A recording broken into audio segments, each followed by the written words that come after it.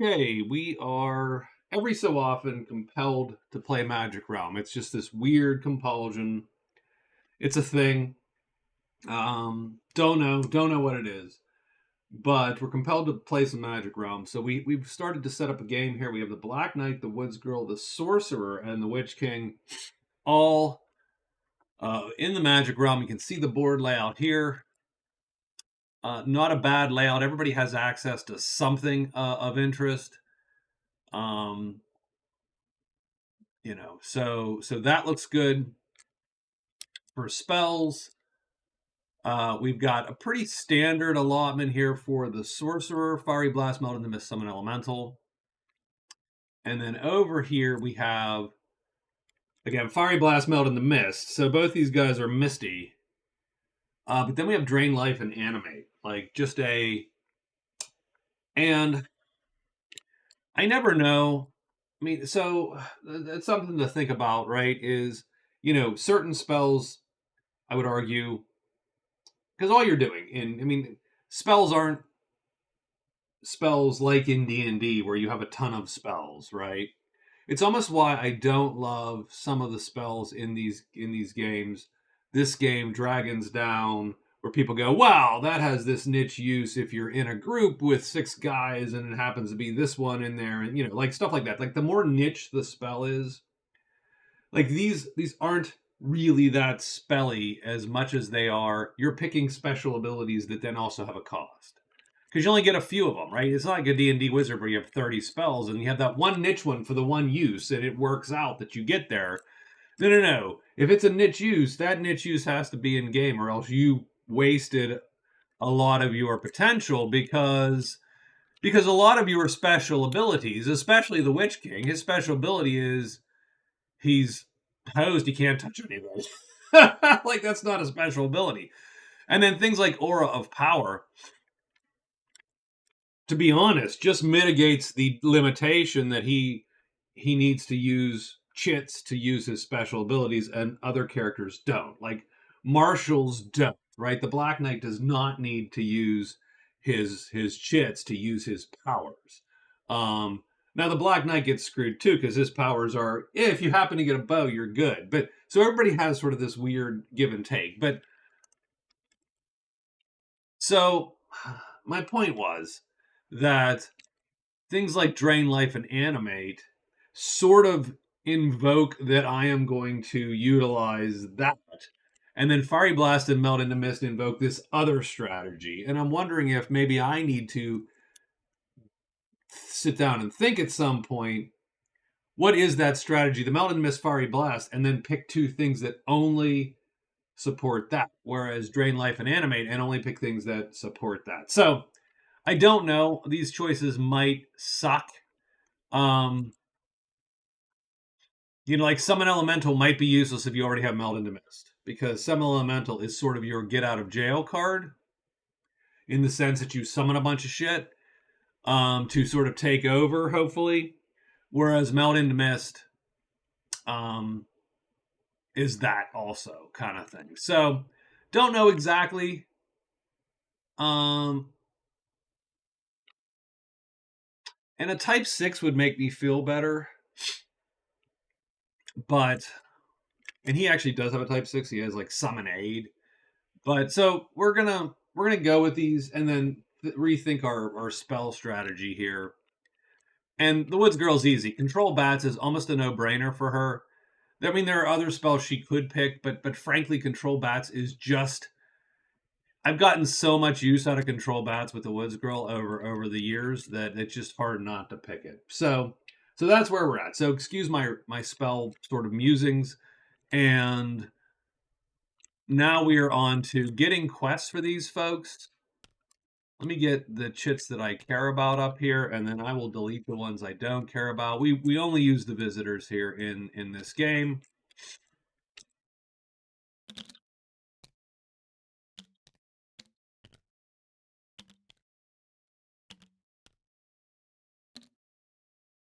And then they come out pretty much... No? There we go. We'll make them a tiny bit bigger, easier to see, and we'll put them right there. Done. Okay. So let's I'm going to copy some dice.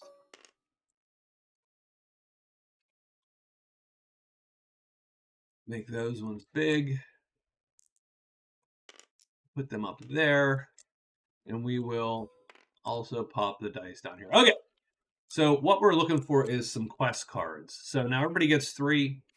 There's going to be 3 events on the board too. These are the all plays, but let's do the quests first. So we're going to deal out 1, 2, 3, and 4 for our 4 characters. 1, 2, 3, and 4. 1, 2, 3. You're hearing me count to 4. This is like a really bad Sesame Street episode. So for the Black Knight, we're going to get Quiet Knight. Quiet Knight is a bunch of rests.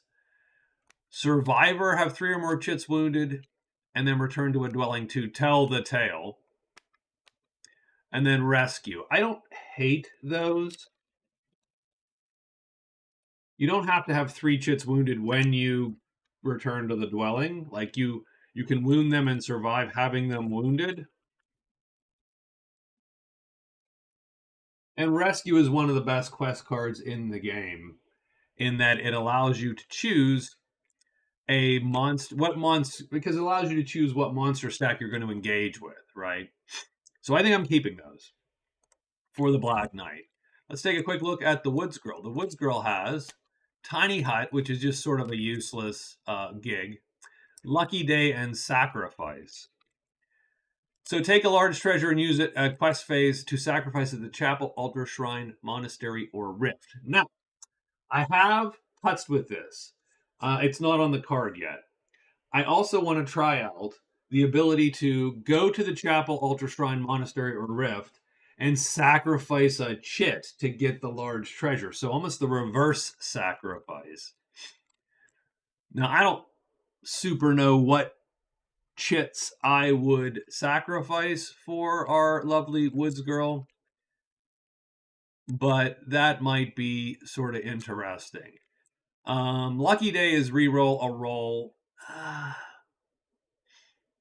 I'm going to keep it because Tiny Hut we can just play day 1.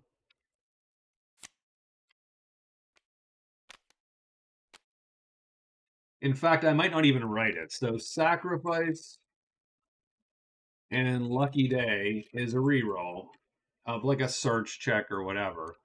And then what I'm going to do, I'm going to place a visitor of my choice right now. Now, she doesn't care for any of the visitors, so I'll take the Scholar. He's an easy choice. And I can place him in any woods tile or any woods clearing. So I'm going to put him there. That's where he lives.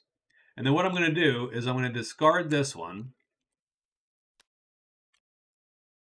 And I'm going to pull one, but I'm going to keep it face down. That means, effectively, she can see it tomorrow, because that's how it would go. She would play that first thing day 1, and then only see the quest card day 2. But she'll keep that. It's always a little dicey to have like a reroll or something in your first 3. Like, just because ideally you want points, right? You want to see points. So the Sorcerer gets Diplomat and Counter Goblins. They disperse and one of them becomes your follower. Locate the Lair and Pilgrimage. End phase in Chapel, Altar, Shrine, or Monastery. So Chapel is here? Yes. So the Chapel's way down here. Now, strangely enough, it is not that far away. If you look at the map, we are essentially going here, then here, down, through the ruin, and boom. So it's not far. The other ones, though, keep in mind,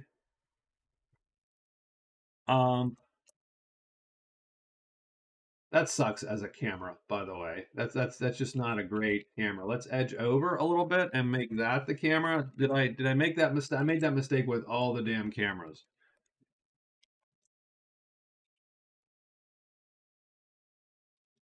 Done. At least with those 3. The only problem with Pilgrimage is you have to find the altar or the shrine. Done. Or the monastery. Like some of those, that has to pop. And so this could either be great if the altar and shrine come up early, or it could be a trap if the Ultra Enshrine don't come up until very late, or they end up in the middle of a cave or some bullcrap like that. So the Goblins is wonky in that that's one of the things he's going to hunt with this Fiery Blast is goblins. In fact, they really are the easiest. Like, ideally, he encounters 18 goblins in a stack and just freaking nukes them and kills a dozen of them, gets that prowess, and then disappears into mist and leaves the rest of them confused as to what the hell just happened. So,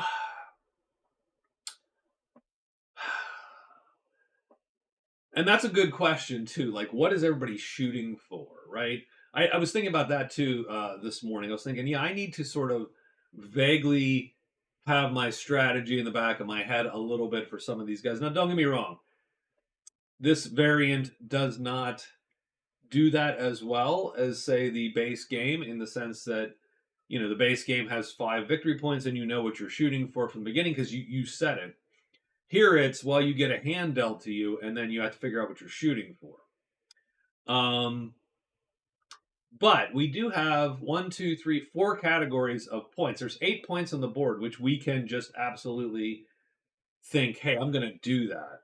And I definitely, so the Witch King, the Witch King probably, my guess is, wins prowess, because if he's going with the Death Ray build, then that's easy prowess for him. He becomes, you know, better than the Berserker, effectively, at killing heavy, big old, heavy, tremendous creatures. However, the Sorcerer is still pretty prime at nuking a ton of putsy little creatures. I'm going to keep these. I'm going to see where it goes. And again, I could be screwing myself, but I have not had a good run with the Sorcerer.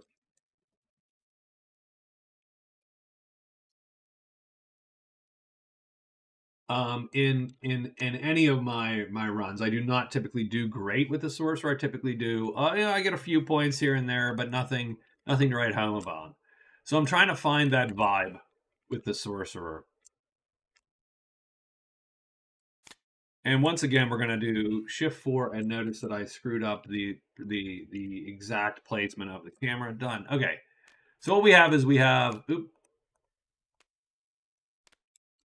locate, statue, envoy, execute a trade phase with 2 of my boys. I think envoy is the one I'm going to drop because, frankly, the Witch King just,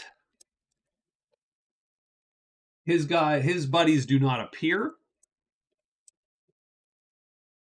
Like, his Bashkars and company don't appear. And one of the things he has to do is he has to contact a friendly group or an allied group, and then a neutral or better group. I'm going to drop that, and then we get our gray source, which is absolutely pointless. And in fact, I'm going to do what the WGirl did. I'm going to assume that he burns that day 1, and I'm going to give him an upside down card that he can flip tomorrow. Okay, so there you go. There's our choices for quests. Of those, I think the sorcerers are, like, learn spell is great for the Witch King. He's probably going to try to learn spell anyway. But he does have to find, he's type 4 spells are not everywhere in the universe, but type 5s are at the shrine. So we'll figure that out. Okay, that's that. We have events, and then we are ready to actually start. So we're going to shuffle these and see what 3 events are. We have a Plague of Wolves. The Warlock is lost, and then we have a Strongman in the Dwelling. That one is not as cool because it is not a point, effectively. Warlock. And we have wolves. So what we're going to do is we always go here, and we take 2 of these, and we take 4 of these. Then I'm going to drop them on a clearing to stack them. And then I cannot. There we go. All right. So Plague of Wolves appears in a random clearing. So we use our random 5/5 Crag 5. So these guys are in Crag 5. Crag 5. Done. Warlock, random clearing. Crag 1. Ooh, boy. Okay. Well, that's a thing. Jeez, no one's ever going to touch him. Like, I mean, sure. And then the strongman at a random dwelling. So you roll the 1 to 6 there. It's 4. The strongman appears at the end. So the strongman is actually a good hire for some of these guys, simply because he carries a tremendous. He's a tremendous move chit to carry one item. He will carry one item for us.